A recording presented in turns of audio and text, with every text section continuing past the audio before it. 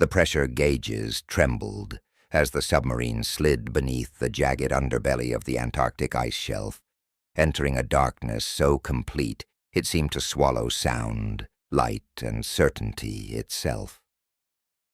The mission brief had warned the crew about the instability of the region, the shifting ice, the unpredictable currents, yet none of those warnings accounted for the vibration that rippled through the hull in the first hour of descent. It was faint, like a distant footstep transmitted through miles of frozen stone, but enough to make the most seasoned officers glance at one another in silent question. Nothing living down here should have been large enough to make the water tremble. The sonar operator leaned over his console, narrowing his eyes as a low-frequency smear crossed the screen.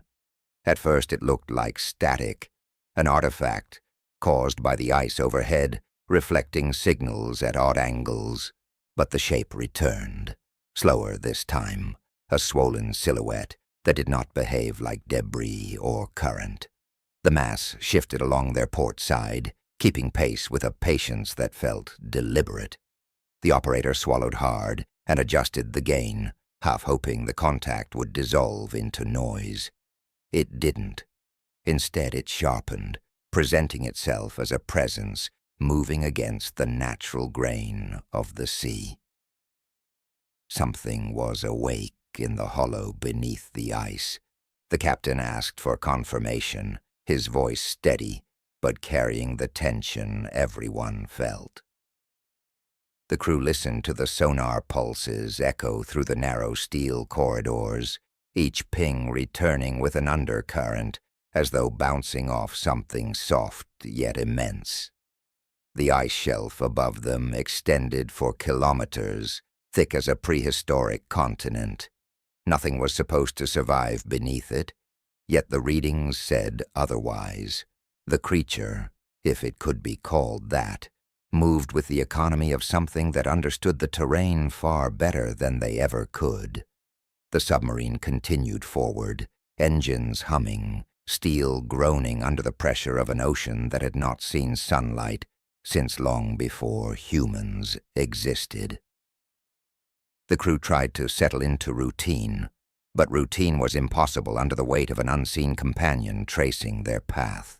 The navigation officer reported subtle temperature fluctuations in the surrounding water, anomalies that mapped a path as if something warm-blooded or internally heated were disturbing the environment. Even the veteran sailors, the ones who joked through storms and mechanical failures, fell quiet. As they advanced deeper beneath the fractured edge of the shelf, the contact dipped below them, occupying a depth no instrument could fully illuminate. Sonar outlined it only in fragments. A curve here, a shadow there, a trailing shape that stretched too far to estimate, and then it ascended again, gliding beneath the keel, so close the hull resonated as though brushed by a passing glacier. But glaciers did not change speed. Glaciers did not circle. Glaciers did not watch. If you're listening to this right now, answer something for me in the comments. Where in the world are you watching from? Somewhere far warmer than these waters, I hope. The ship's lights flickered as another low vibration passed through the frame. Not an impact, an intention. This time, the tremor felt almost curious, a slow pressure that ran along the metal skin of the submarine like a fingertip, tracing the outline of an unfamiliar object. The sensation left several officers motionless, staring at one another as if hoping someone would offer an explanation that made sense. But no one did. Deep under the ice, explanations held little power. Above them, the ice shelf groaned with the weight of geological time, cracking in slow motion as unseen forces shifted. The sonar operator's hands trembled slightly as he reported new fractures forming along the shelf, propagating like veins through the frozen ceiling. The creature, still pacing behind them, rose briefly toward the shelf before sinking once more into the open black. It moved with confidence, understanding the weaknesses of the ice as though it had shaped them itself. Hours into the patrol, after the third tremor shook the interior lights, the captain ordered full silence across the vessel. Conversations died instantly. Even breathing seemed to quiet. The submarine pressed forward at minimal speed, drifting like prey that hoped not to attract the attention of a natural predator. But the silence only made the awareness sharper. The creature kept pace. It adjusted whenever the submarine did. It followed arcs in their course with smooth, unbroken movements. Its patience was unsettling. Predators chased, but this entity observed. The first true collision came without warning. A slow, deliberate nudge near the aft section, enough to tilt several crew members sideways, but not enough to damage the vessel.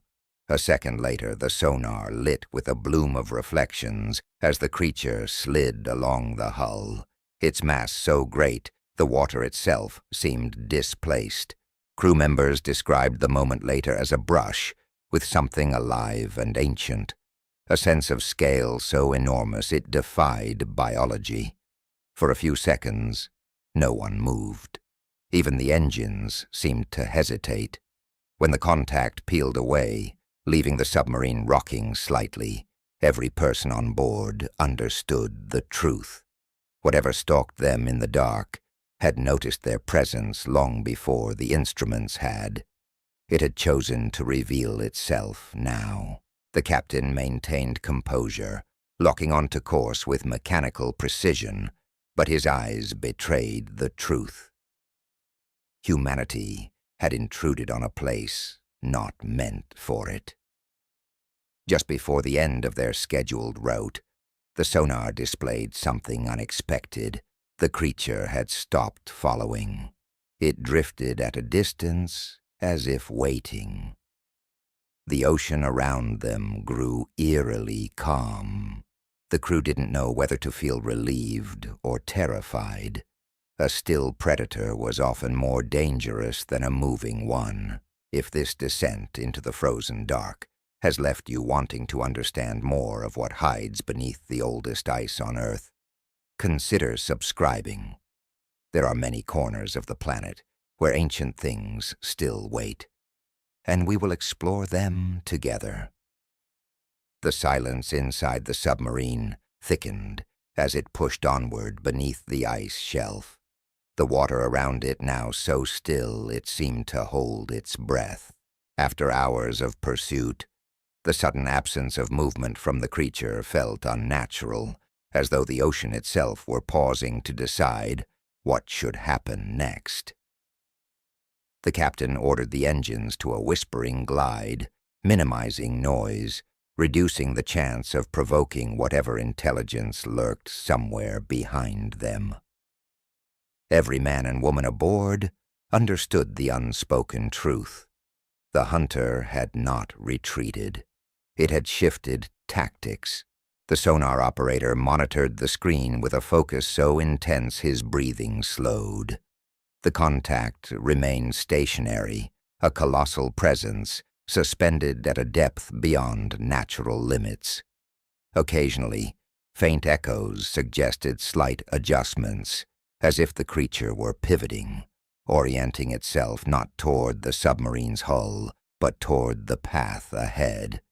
It wasn't blocking them, nor chasing, merely waiting, and the idea that it knew their next move chilled the crew more than the icy waters outside ever could.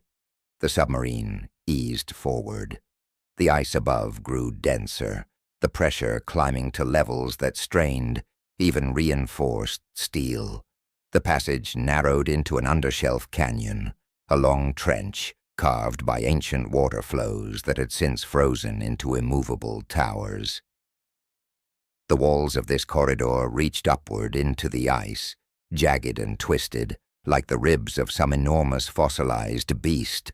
The lights of the submarine, cast pale beams that were immediately swallowed by the blackness, leaving only enough visibility to avoid collision. Halfway into the trench, the temperature sensors flared with anomalies again, this time ahead of the vessel. The water was warmer, subtly but undeniably, as though heated by a vent or by the passage of something immense. The science officer compared the readings with standard geothermal maps, but nothing in this region accounted for the shift. The warmth seemed to pulse faintly, like a heartbeat radiating through the abyss. The crew braced, as a distant tremor traveled through the ice shelf above. The sound resembled thunder, muffled beneath layers of frozen stone. The submarine's hull shuddered, and for a brief moment, a plume of ice dust drifted past the external cameras. Something had destabilized the shelf. Whether it was a natural fracture or an external influence was unclear, but the timing felt far too precise. The creature was no longer behind them. It was somewhere above or ahead, or perhaps in multiple places the instruments couldn't detect at once. As the trench deepened, the submarine crossed into a basin, an unexpected expanse of open water stretching outward like a submerged valley. This was not on any map. No satellite imaging had ever penetrated the ice thick enough to reveal such a void. The discovery alone would have been worthy of a generation of scientific study, but the crew barely registered the significance. They focused instead on the center of the basin, where the water darkened with an unnatural density, a shape not yet defined, not yet moving, but unquestionably alive. Sonar painted it in incomplete strokes, a curvature too vast to fit within the screen, angles that hinted at appendages or structures capable of manipulating the currents. It was as though the creature had expanded or emerged into its full form, now that the terrain allowed it. What they had glimpsed before had only been a portion, a shadow, of something exponentially larger. For several minutes no one spoke. The engine slowed until propulsion became indistinguishable from drift. The crew listened to the groaning ice above, the soft ticking of thermal contraction along the hull, and the faint rhythmic pulse in the water. The captain finally whispered an order: maintain heading, minimal noise, observe but do not engage. It was the closest thing to a survival strategy they could construct in the presence of a being that defied classification. But as the submarine approached the center of the basin, the creature moved. Not quickly, not aggressively. It unfolded, rising from the depths like a continent, ascending from the ocean floor. The sonar screen flickered with interference as it ascended past the lower sensors. Water displacement rocked the vessel, tilting it slightly to port. Several officers reached instinctively for stabilizing rails, their eyes fixed not on the instruments but on the dark water beyond the glass of the forward viewport. They could see nothing but shifting blackness, but they sensed the movement in their bones, a tremor that resonated through metal and flesh alike. Then, for the first time, the creature emitted sound. It was not a vocalization in any traditional sense. It was a low-frequency surge, a vibrating wave that passed through the submarine structure like a ripple across taut fabric. The lights dimmed. Monitors flickered. A few crew members clasped their hands over their ears, even though the noise was felt more than heard. It carried age, depth, meaning, as though the creature were issuing a declaration or a warning, something older than language but unmistakably intentional. As the sound faded, the water settled again, but the atmosphere inside the vessel did not. Fear had shifted into something deeper, a recognition that the creature's intelligence was not primitive. It understood them. It was communicating. The science officer hurried to interpret the readings. The thermal pulses had synchronized with the sound, forming a detectable pattern, a rhythm that cycled with precision. Whether it was instinctual or purposeful was unclear, but the pattern repeated every 30 seconds, consistent and controlled. The captain asked what it meant, but the officer could only speculate. It might have been territorial. It might have been a display. It might have been a response to their intrusion, or more ominously, an invitation to approach. Against all instinct, the submarine pressed forward, drifting into the creature's shadow. The darkness intensified. The water thickened around them, subtly swirling with currents caused by the creature's enormous mass. The hull vibrated again, this time with a gentler cadence, almost like a tapping, an examination. The entity was feeling the submarine, mapping it, perhaps trying to understand its structure. The captain ordered all external lights extinguished to avoid provoking it further. The vessel slipped into complete blackness, guided only by internal instruments glowing faintly in the control room. The crew felt, rather than saw, the creature shift alongside them. Sonar showed contours that made no anatomical sense, curves that branched into other curves, as though the being was not a single shape, but several forms merged into one colossal organism. Then something extraordinary happened. The creature ascended toward the upper ice shelf, and the ice reacted. Cracks erupted in rapid sequence, echoing like distant explosions. A chain reaction spread across the basin's ceiling, sending shimmering shards descending like frozen rain. The submarine rocked violently as fragments bounced off its hull. The sound was deafening inside the enclosed metal hull, millions of years of compressed ice fracturing in seconds.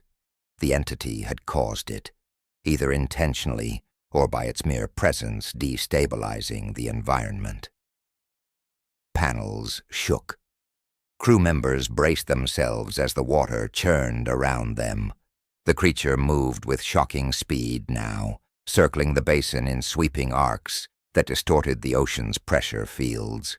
Sonar alarms triggered repeatedly, their tones sharp and relentless.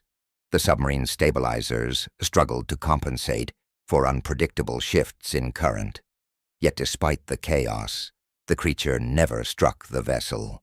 It avoided direct collision with uncanny awareness, moving around them with the precision of something guiding rather than attacking. And that realization, terrifying as it was, settled over the crew like frost. The creature was herding them, guiding them deeper into the basin, toward a fissure at the far end that had not appeared on earlier scans. A narrow rift in the ice, too symmetrical to be natural erosion. Warm water flowed from it, along with faint vibrations that echoed the same rhythmic pulse the creature had emitted earlier. The submarine slowed at the edge of the fissure, uncertain whether entry would mean discovery or doom. And behind them, the creature hovered, silent now, waiting for their decision. An ancient guardian of a forgotten underworld, urging them forward. The fissure yawned before the submarine like a doorway carved into the underbelly of the world. A narrow threshold where the ice shelf split open to reveal a corridor of warm, rising water. No map, no probe, no satellite had ever suggested the existence of such a passage. It pulsed faintly, exhaling currents that carried not heat, as humans understood it, but something older, something that felt like the deep exhalation of a hidden engine buried beneath the frozen crust. The crew stared at their monitors, watching the readings fluctuate in ways that defied every geological model. Whatever lay beyond the fissure did not belong to any known cycle of Earth's natural history. Behind them, the creature remained perfectly still. Its vast mass hovered without effort, filling the dark water like an eclipsed moon. Sonar painted only glimpses of its form, segments of curvature, outlines of appendages that seemed to fold and unfold with tidal grace. The creature was not pushing them, not threatening, but simply existing with an awareness so immense that the submarine felt like a drifting grain of dust beneath a leviathan's gaze. The captain issued a soft command to halt forward motion, and the engines eased into silence. The crew listened to the faint rhythmic pulse emitted from the fissure ahead, matching the cadence the creature had produced earlier, as if calling and answering across a gulf of ages. The science officer's voice quivered as he explained that the heat signatures were cyclical, repeating every 30 seconds with a precision that seemed engineered. The fissure walls vibrated microscopically, sending ripples through the water that suggested mechanical movement, or biological resonance on a scale humanity had never witnessed. The possibility that this corridor was not a natural formation began pressing on everyone's minds. The idea that something beneath the ice had shaped it, or claimed it, introduced a new dimension of fear, one not rooted in physical danger, but in the realization that they were trespassing inside an environment with purpose. The captain made the decision to proceed, slowly, cautiously, without lights. The crew complied, tension rising as the vessel drifted toward the fissure's narrow maw. The ice walls on either side brushed the sonar like ribs, jagged and alive with shifting shadows. The warmth intensified, creating halos of distortion that made the trench appear to twist, even when the instruments insisted it was straight. The submarine slid through the threshold, and the world outside changed. The walls glowed, not brightly, not with any visible light, but with a faint bioluminescent shimmer detectable through the low-light cameras. Organic streaks ran along the fissure walls, thin filaments embedded within the ice like veins. They pulsed in synchronization with the rhythmic signal, contracting and relaxing with a smoothness that mimicked breath. The crew stared in disbelief. Ice should not breathe. Behind them, the creature entered the fissure with effortless grace, folding its colossal form to pass through a space barely large enough for the submarine. The idea that something so large could compress itself so fluidly unsettled everyone. It kept a respectful distance, if such a concept could even apply, hovering far enough not to make contact, but close enough that its presence filled the corridor like a second atmosphere. As the vessel advanced deeper, the fissure widened into a chamber, a dome carved into the underside of the shelf. The water here was warmer still, almost temperate, swirling gently with currents that carried suspended particulate matter resembling silt, but finer, almost ash-like. The walls of this chamber were smoother, more deliberate. Long grooves spiraled upward into the ice, disappearing into the darkness above. Some grooves branched, others converged, forming patterns that spiraled across the ice like the etchings of a colossal hand. The science officer whispered what everyone had already feared.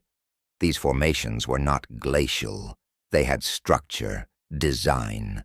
They were too symmetrical, too carefully repeated across multiple surfaces to be coincidence. But before he could finish, the sonar operator stiffened. A second contact appeared, smaller than the creature behind them, but still massive by human standards. Then a third, a fourth. Shapes drifted at the edges of the chamber, their outlines vague, their movements slow and synchronized. They pulsed with the same heat signature, the same rhythmic pattern. They were not alone with one creature. They were inside the territory of a species. The chamber vibrated suddenly, not violently, but with an emergent energy, like a choir of low-frequency tones layered into the water. The additional creatures responded to the first, their pulses aligning, strengthening, forming a resonance that coursed through the submarine's instruments. Panels flickered, displays dimmed.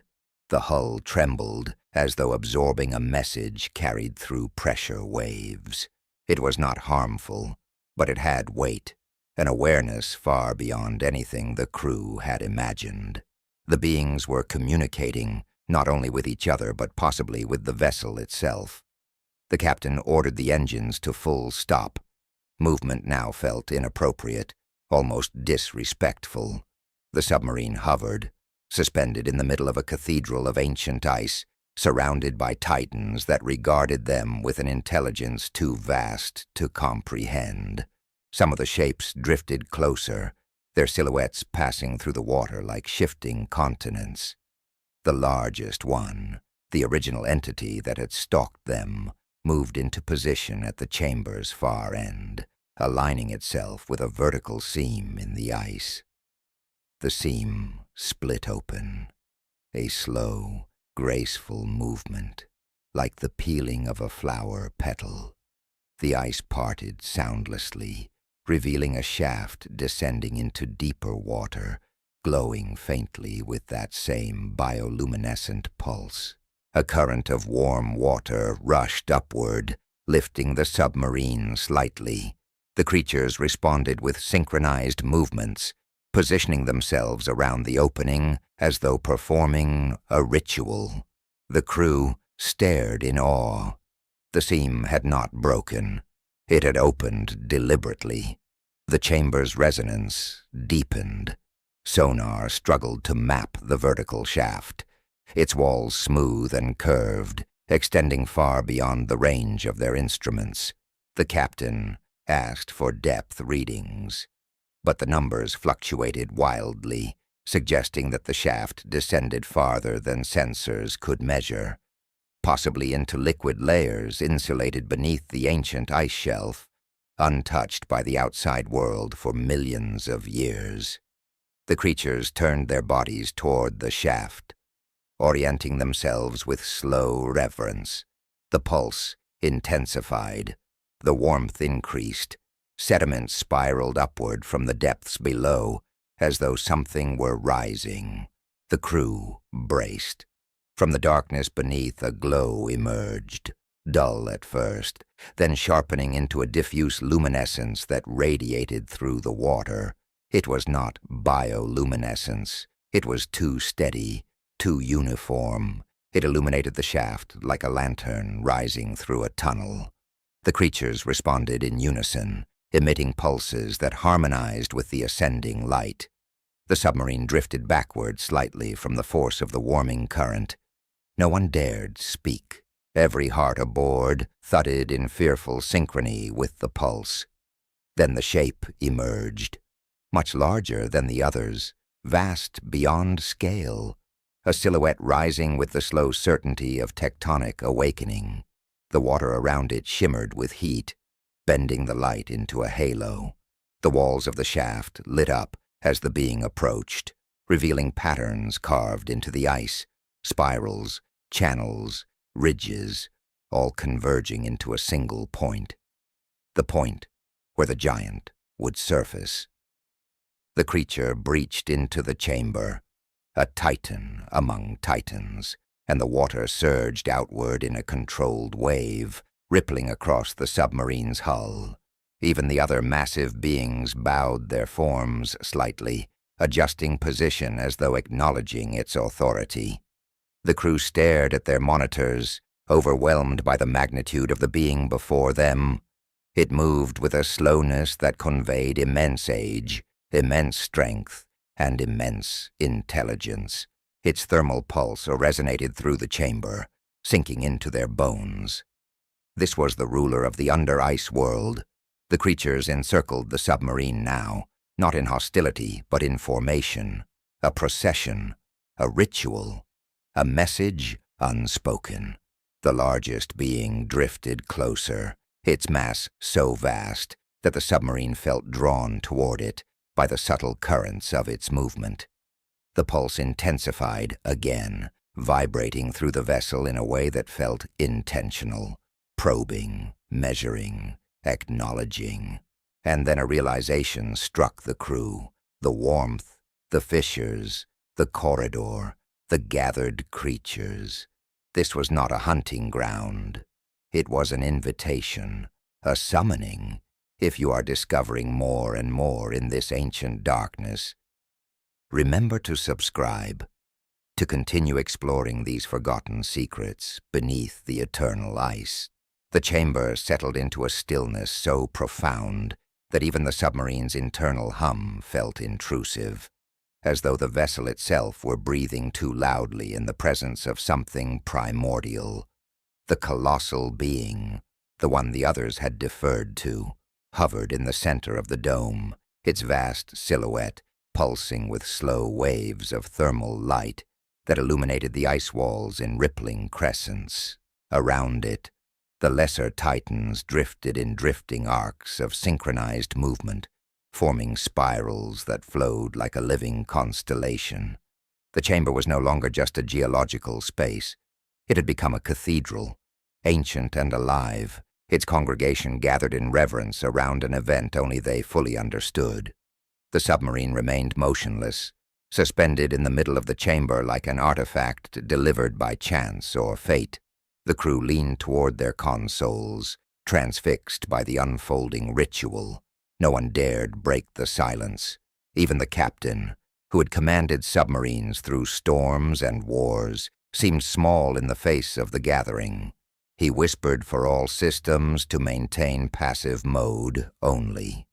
The vessel would move only if pushed, and even then with no resistance.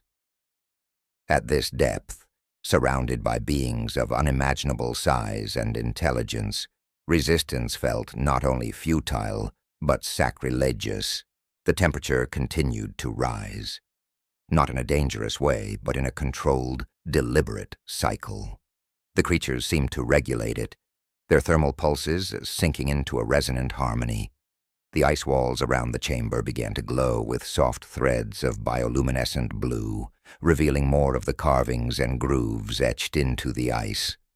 Patterns spiraled outward in geometric precision, creating lattices that resembled star maps or ancient runes. Some lines intersected, others branched into fractal growths that extended far beyond the visible range. The scientist on board whispered that these patterns might be communication systems or environmental controls, but even he sounded unconvinced by his own words. Then the giants changed formation.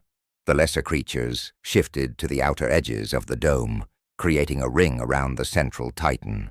Their movements stirred the water in circular currents, forming a slowly rotating vortex around the great being. The submarine drifted with the currents, nudged gently but unmistakably toward the center of the chamber. The captain hesitated, gripping the console with whitening knuckles, but the push was too soft to interpret as aggression. It felt more like guidance, or insistence. The vessel complied, carried by the rotation until it hovered directly before the enormous creature. The titan lowered itself, not quickly, but with the somber grace of tectonic descent, until it aligned its massive silhouette with the submarine's bow. For the first time, the crew sensed intention directed specifically at them, a concentration so focused it felt like the weight of the entire ocean pressing against their chests. Panels flickered, sonar screens blurred with interference.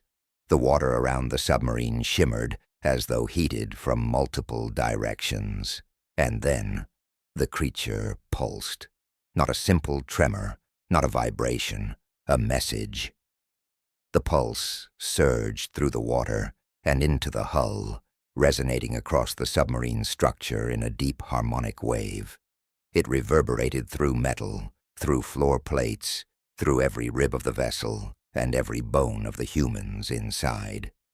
It carried purpose, intent, memory. The crew gasped as the feeling washed over them, not warmth, not fear, but something akin to recognition. The beings were aware of them, not simply as intruders or objects, but as entities, as minds. The pulse repeated, slower this time, more defined.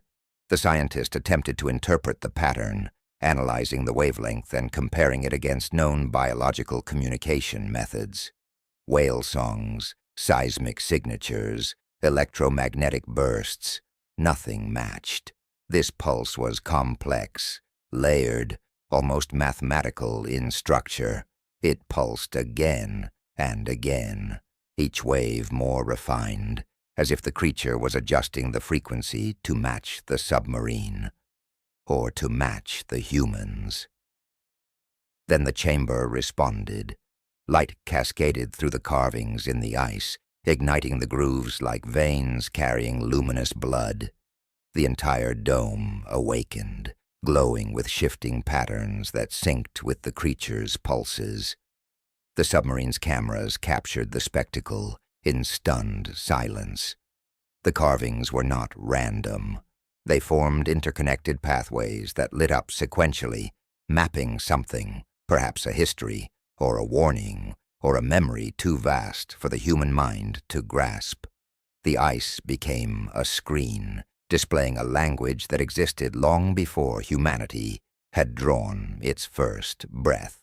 The light dimmed, then focused on a single vertical groove at the far end of the chamber. The ice peeled back again, opening a new passage leading deeper beneath the shelf.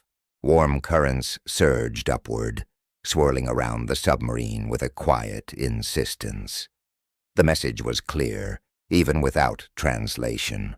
The creatures wanted them to go down. The captain stared at the fissure, torn between awe and fear. Descending further meant entering a world no human had ever imagined, let alone survived. But remaining meant defying a being capable of splitting ice like thin glass. The submarine floated at the threshold of decision, caught between ancient summons and human instinct. Before the captain could issue a command, the Titan approached.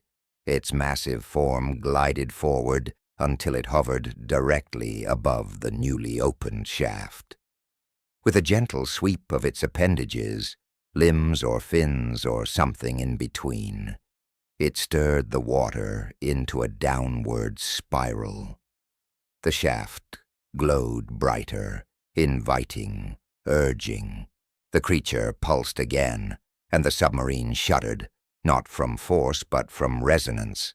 The warm current lifted the vessel slightly, tilting its bow toward the chasm.